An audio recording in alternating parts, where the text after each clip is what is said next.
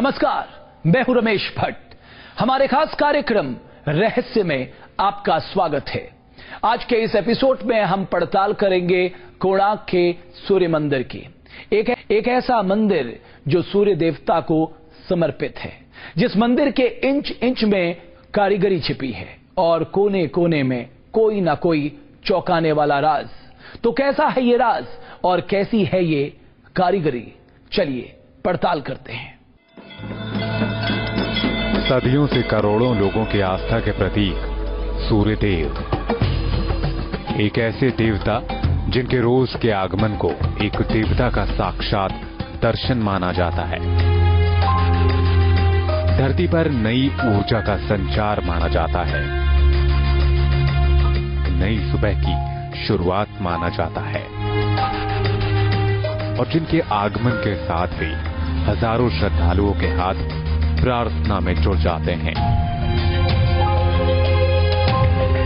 उन्हीं सूर्य देव की आस्था में हिंदुस्तान में एक ऐसा मंदिर बना जिसके प्रतीकों ने हर किसी को हैरान कर दिया।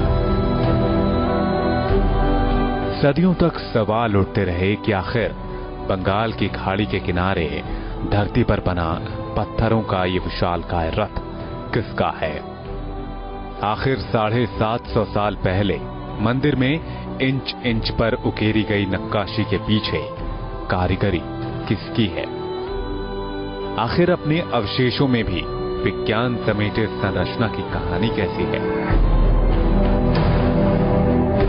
इन्हीं सवालों के साथ हमारी तफ्तीश घूमी उस मंदिर की ओर जो 12 एकड़ में फैला है, जिसे 12 साल में बनाया गया है, जिसमें 1200 मजदूरों की मेहनत छिपी है, जिसमें रथ के 12 पहिए लगे हैं जो 4 पहर के 12 घंटों का वक्त बताता है। और मंदिर में छिपे इस राज की पड़ताल के लिए न्यूज नेशन की टीम पहुंची ओडिशा के कोणार्क सूर्य मंदिर। हम उड़ीसा के कोणार्क में हैं और कोणार्क का नाम सामने आते ही लोगों के जहन में उभरता है एक नायाब मंदिर, सूर्य मंदिर, कोणार्क का सूर्य मंदिर। ये सूर्य मंदिर सिर्फ देखने में ही नायाब नहीं है, इसके साथ सिमटे हैं बहुत सारे राज। कौन थे वो शिल्पी जिन्होंने इसको तैयार किया, किस तरह साइंस और आर्किटेक्चर का यहाँ मिलन कराया गया और कहाँ ये सैकड़ों साल तक रेत में रहा। आखिर हम उस मंदिर परिसर में थे जहां हर साल कोणार्क महोत्सव मनाया जाता है। एक ऐसी रात जब महोत्सव का आयोजन होता है और रात के अंधेरे में मंदिर चौंधिया उठता है, तो वाद्य यंत्रों की थाप पर नृत्यांगनाओं के ताल से पूरा परिसर गूंजने लगता है।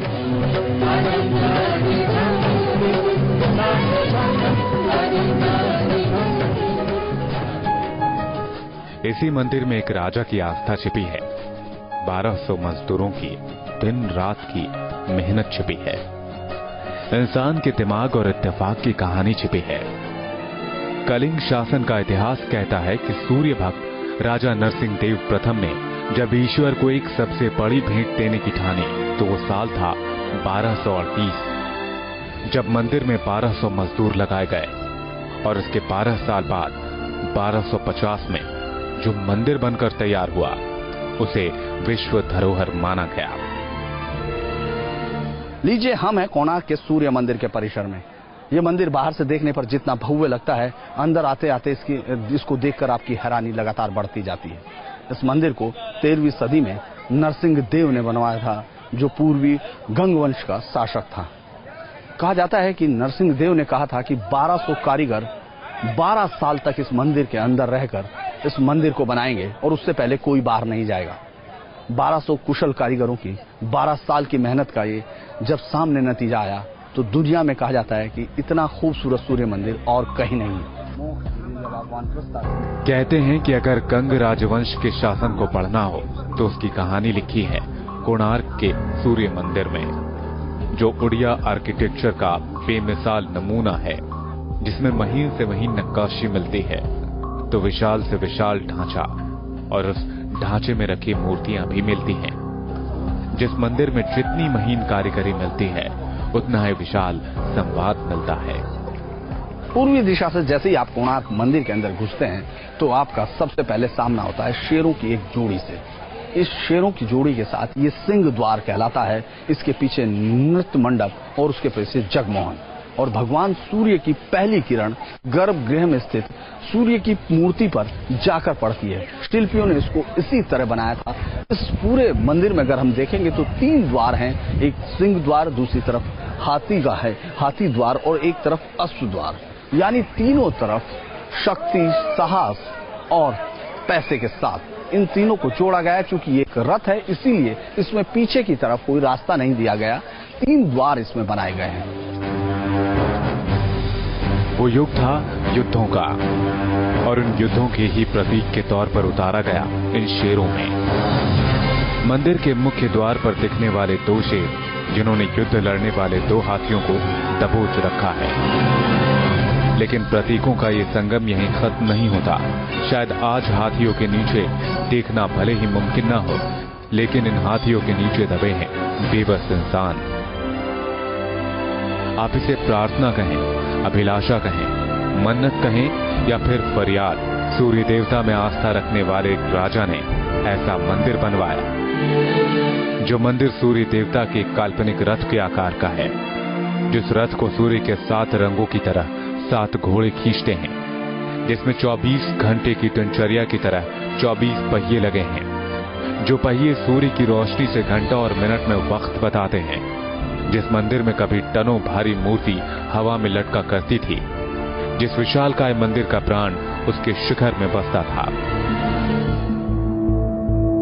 और मंदिर के इन राजों से रूबरू होने के लिए हमने सबसे पहले रुख किया उस इतिहास का, जिसने ओडिशा के इस मंदिर को विश्व विख्यात बना दिया, हिंदुस्तान के आश्चर्यों में से एक बना दिया, जो सदियों तक बालू में आकंठ दबा रहने के बाद दोबारा जिंदा हो उठा। हमारे सामने सवाल था कि आखिर ये किसकी कल्पना है जिसने सूर्यदेव की आस्था में एक जटिल संरचना खड़ी कर दी। आखिर वो किसका ज्ञान है जिसने विश्व विख्यात मंदिर की बुनियाद मजबूत कर दी। हमने मंदिर के इतिहास से जुड़े इन्हीं सवालों को टटोलना शुरू किया। आखिर ये मंदिर है या फिर कोई मंत्र? आखिर ये एक संरचना है या फिर किसी सपने का साकार होना? आखिर इस मंदिर को बनाने में कैसी मेहनत छिपी है, कैसा ज्ञान छिपा है और कैसी मजबूरी छिपी है? इन सवालों का जवाब मिलना शुरू होता है भगवान श्री कृष्ण की एक कथा से। धर्मों में जो कथा मिलती है उसके मुताबिक इस धरती की मान्यता जुड़ी है भगवान श्री कृष्ण के बेटे सांबा से, जो शाप से कुष्ठ रोग का शिकार हो गया। कथा है कि तब यहां न मंदिर था न सूर्य देव की मूर्ति, और उस वक्त सांबा ने चंद्रभागा नदी के किनारे और नीले सागर के सामने यहीं से प्रार्थना शुरू की। वो 12 साल तक लगातार तप करता रहा और आखिर में उसे जीत भी मिली। वो कुष्ठ रोग से मुक्त हो गया। जब ये मंदिर बना था उसी टाइम में समुद्र नदी यहीं पे था। अच्छा, समुद्र नदी मिलन पर मंदिर बना हुआ। लेकिन इस मंदिर को बनाने की बात कैसे आई? वो बनाने का कारण क्या है? हाँ। क्यों मंदिर बनाया? जी जी। नदी का पास में वो जो कृष्ण का लड़का होते शंभो, भगवान श्री कृष्ण का बेटा सांब, द्वापर युग में जी, वो शंभो को पितामह अभिशाप से कोड़ी हुआ था, लेप्रोसी। वो जितना मेडिसिन कबीराज का कब अच्छा हुआ नहीं। जी। वो ब्रह्मा का पास मिला। देखो ब्रह्मा, हमारा डीजी कैसे क्लियर होगा। ब्रह्मा इनको बोला, देखो बेटा आप एक काम कीजिए, यहाँ पे एक चंद्रभागा नदी और समुद्र दोनों संगम है, आप वहीं पे जाएंगे, तपस्या करेंगे, सूर्य का उपासना करेंगे, 12 साल करने का बाद अपना रोग अच्छा हो जाएंगे। ब्रह्मा उनका आदेश लेके शंभो इधर आया, 12 साल तपस्या किया। 12 साल में 3 किस्म का मेडिसिन यूज किया था। पहला नंबर मेडिसिन होते समुद्र का नमक पानी नहाने का। नमक पानी कोढ़ी रोग के लिए अच्छा है, स्किन डिजीज के लिए। नंबर 2 मेडिसिन होते हैं सूर्य के उदय प्लेस से होते हैं। जब सूर्य निकलेंगे सुबह, सूर्य का पहला रोशन उनका शरीर में गिरना। नंबर 3 मेडिसिन होते हैं मंदिर के चारों बाजू में ज्यादा नीम का झाड़ है, वो नीम का हवा लगता है उसका शरीर में। तीनों मेडिसिन यूज करके 12 साल कंप्लीट होने का बाद में शंभो कोढ़ी से अच्छा हो गया। जो उड़ीसा का राजा थे नरसिंह देव, इन्हीं का माता जी ने सूर्य का पूजक था। इन्हीं का कुछ लड़का उड़का नहीं था। वो सूर्य को पूजा करके नरसिंह को पैदा किया। जब नरसिंह सिंह का बड़ा होकर राजा हो गया 1238 में, उनका माँ बोला देखो बेटा आप तो अभी उड़ीसा का राजा हो गया, सिर्फ सूर्य का उपासना करके जो कोढ़ी रोग अच्छा हो गया, आप जो है कि सूर्य का मंदिर बना देगा नदी का पास में, उड़ीसा का ज्यादा कोढ़ियत में अच्छा होगा, अपना कुछ नाम रहेगा, हमारे कुछ नाम रहेंगे। इसलिए माँ का आदेश ले संभव 12 साल के अंदर में कंप्लीट हुआ बोल के 12 एकड़ जमीन, 1200 कारीगर, 12 साल टाइम देके ये मंदिर को बनाया। अगर जनश्रुतियों को इतिहास का मौखिक सफर माने तो सांबा के 12 साल के तप ने ही कलिंग के राजा नरसिंह देव प्रथम को सूर्य देव का मंदिर बनाने का सपना दिया। नरसिंह देव ने 1200 मजदूर बुलाए और ठीक 12 साल में 12 एकड़ में मंदिर तैयार करने का फरमान सुनाया। एक ऐसा मंदिर जो बलुई पत्थर से बना है, लेकिन जिसमें लगाने के लिए दक्षिण भारत से ग्रेनाइट मंगाया गया।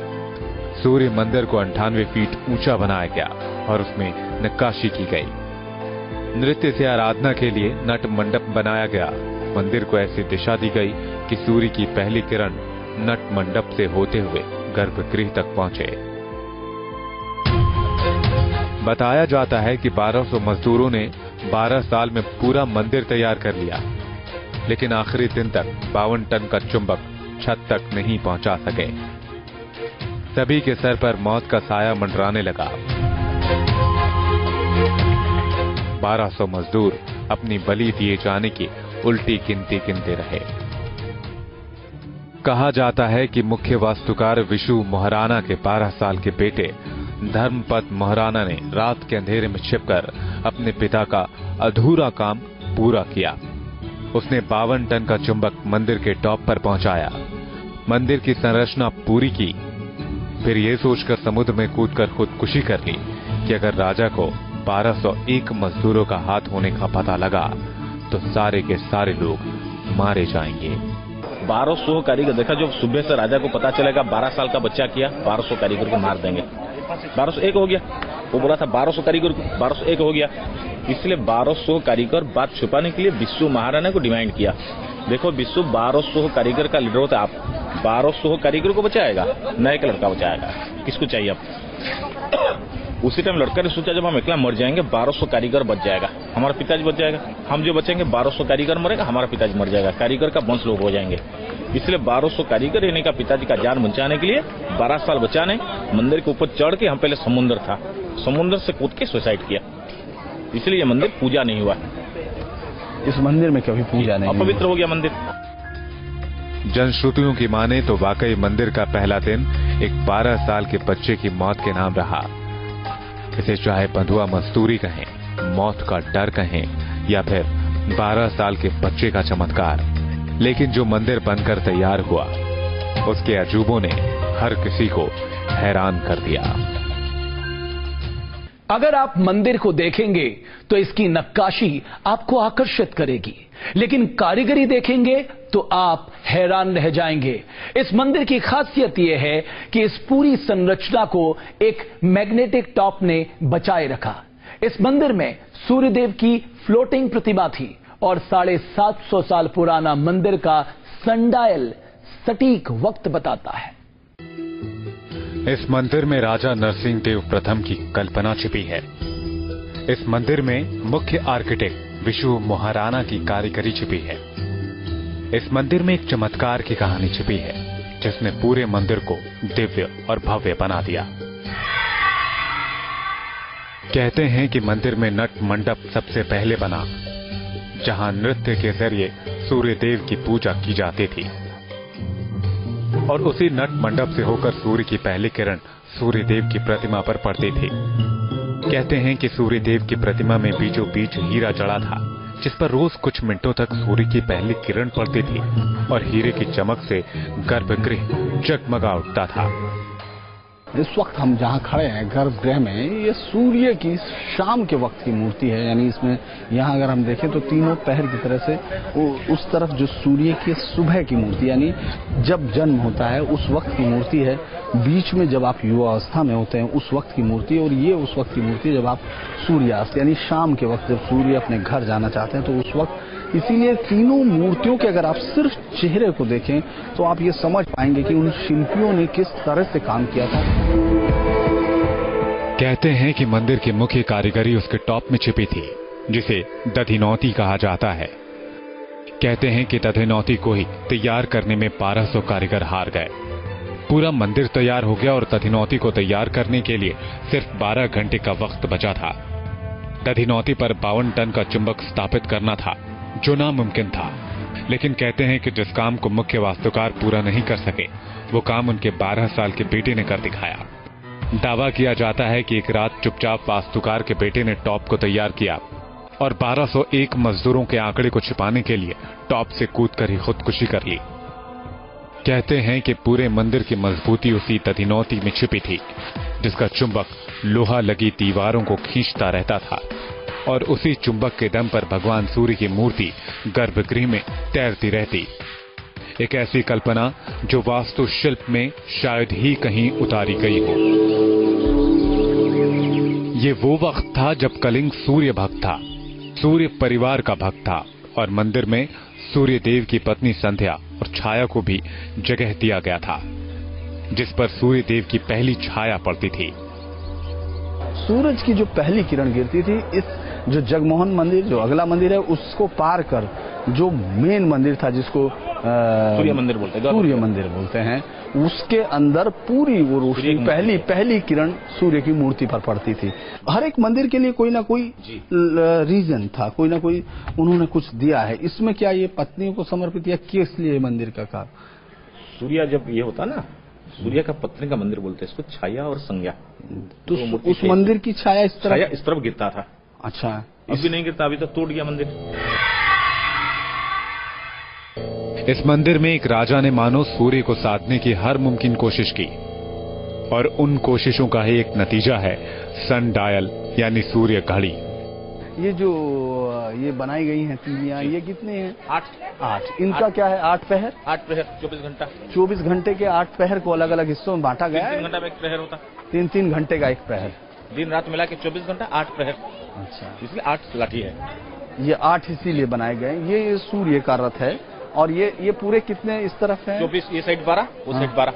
अच्छा, तो ये जगमोहन मंदिर के बाहर के हिस्से में या जग मंदिर और मेन मंदिर दोनों मंदिर मिला के दोनों फाउंडेशन एक ही है। एक ही फाउंडेशन पर 2 मंदिर खड़ा है। सूर्य मंदिर में बने इस डायल में 24 पहर का वक्त मिलता है। 3-3 घंटे पर 2 बड़ी सुइयां मिलती हैं, तो उनको बीच में एक छोटी सुई काटते हैं। इसी सनडायल में बीड्स मिलते हैं जो मिनट बताते हैं। इस मंदिर में बनी सूर्य घड़ी के बीचों बीच आप उंगली रखेंगे तो आपकी उंगलियों की परछाई ठीक उस वक्त तक पहुंचेगी जो समय आपकी घड़ी में हो रहा होता है। एक ऐसा मंदिर जिसमें बचपन से लेकर बुढ़ापे तक का सार मिलता है। आदमी का 3 स्टेज होते हैं। हाँ। बच्चा, जवान, बूढ़े। हाँ। सबसे नीचे वाला आप देखेंगे 4 बजे हाथी घोड़ा, बच्चा लोग देखने के लिए। अच्छा, ये नीचे हाथी घोड़ा बनाया है और ये मैया से पीढ़ा तक ऑल एरोटिक्स कामसूत्र खजुराहो टाइप। एक ऐसा मंदिर जिसमें जीवन चक्र से लेकर ईश्वर की आराधना तक मिलती है। एक ऐसा मंदिर जिसमें सूर्य की गणना मिलती है, सूर्य की पूजा मिलती है, सूर्य की किरणों को साधने की कला मिलती है। कहते हैं जो मंदिर आज विश्व धरोहरों में शुमार है, वो बदहाली के उस दौर में भी पहुंची जब वो कला रेत के समंदर में दफन हो गई। समंदर किनारे कोणार्क का ये मंदिर रेत के समंदर में दफन हो गया। वक्त के साथ उस पर जंगल उगाए, लेकिन 750 साल पुरानी इस नायाब कला को धरती भी छिपाकर नहीं रख सकी। 350 साल बाद यह मंदिर एक बार फिर जमीन से आ निकला और जो आज हमारे सामने मौजूद है। जिस मंदिर की एक इंच में बेहतरीन कलाकारी झलकती है, नक्काशी दिखती है, तो आदमकद प्रतिमा से लेकर महीन से महीन मूर्तियां भी दिखती हैं। जिस कलाकारी में बेहद बड़े कैनवस के विचार मिलते हैं, देवी की मूर्तियां मिलती हैं, दूसरे ग्रह के म्यूजिशियन मिलते हैं, इंसानों, नर्तकों के साथ साथ प्रेमियों की असंख्य तस्वीरें मिलती हैं, जिसमें कहीं शिकार दिखता है तो कहीं रणभूमि की दहाड़ दिखती है, तो कहीं 2000 हाथी मंदिर के गर्भगृह की ओर जाते हुए दिखते हैं। वो ज्यामितीय आकार का स्ट्रक्चर वजूद में आने के 250 साल के अंदर ही आक्रमण का शिकार हो गया। अफसाना शाहों की किताबों में लिखे गए इतिहास के मुताबिक बंगाल के सुल्तान सुलेमान खान कर्रानी ने 250 साल बाद 1508 में ओडिशा पर आक्रमण किया और उसने कई मंदिरों के साथ कोणार्क मंदिर को भी ध्वस्त कर दिया। सुलेमान खान करानी को काला पहाड़ कहा जाता था और वो इकलौता ऐसा आक्रमणकारी था जो दधिनौती यानी मंदिर के टॉप को तोड़ने में कामयाब रहा। उसके इस प्रहार ने पूरे मंदिर को ध्वस्त कर दिया। चुंबक से बने टॉप के हटते ही मंदिर की छत गिर पड़ी। पीछे वाला मंदिर था मेन गर्भगृह, इसका ऊंचाई था 227 फीट। अभी क्या हुआ? अभी टूट गया, वो चुंबक का बरी में चुंबक लेने का बाद में टूट गया मंदिर। तो वहाँ क्या क्या है उसकी खूबी? इसके अंदर में कि सूर्य की मूर्ति थे, अभी जो मूर्ति पूरी में है पूजा के लिए। कोणार्क के मंदिर के ध्वस्त होने की कहानी समंदर से जुड़ी है। मान्यता है कि मंदिर में रखा चुंबक समुद्र से गुजरने वाले कई जहाजों के डूबने की वजह बना। कहते हैं कि 16वीं शताब्दी में जब पुर्तगालियों के व्यापारिक जहाज मंदिर के करीब से होकर गुजरते थे, कंपास गलत होने पर जहाज भी गलत दिशा में चले जाते और टकराकर टूट जाते। शायद दुर्घटना का ही डर था कि पुर्तगाली व्यापारियों ने कोणार्क मंदिर को ब्लैक पैगोडा कहना शुरू कर दिया और जब मंदिर में चुंबक की हकीकत उजागर हुई तो उन्होंने ही चुंबक के टॉप को उखाड़ लिया। पहले यहाँ पे जो समुद्र था, वो समुद्र में जहाज में जाने का टाइम में मंदिर काला दिखाया जाता है, इसलिए वो उसका नाम रखा हुआ ब्लैक पैगोडा।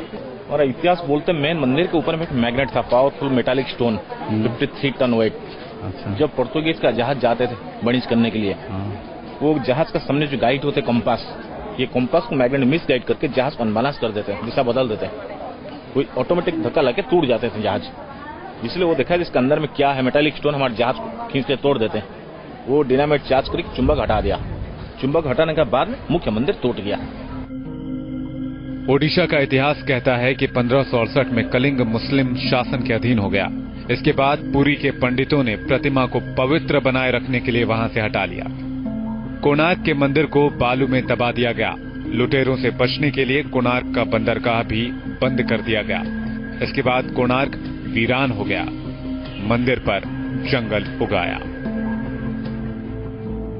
मंदिर भले ही बालू में दफन हो गया, समंदर किनारे का सबसे बड़ा तीर्थ भले ही आंखों से ओझल हो गया, लेकिन जिस मंदिर को खत्म करने का इतिहास पुर्तगालियों से जुड़ा, उसे जीवित करने का इतिहास अंग्रेजों से जुड़ा।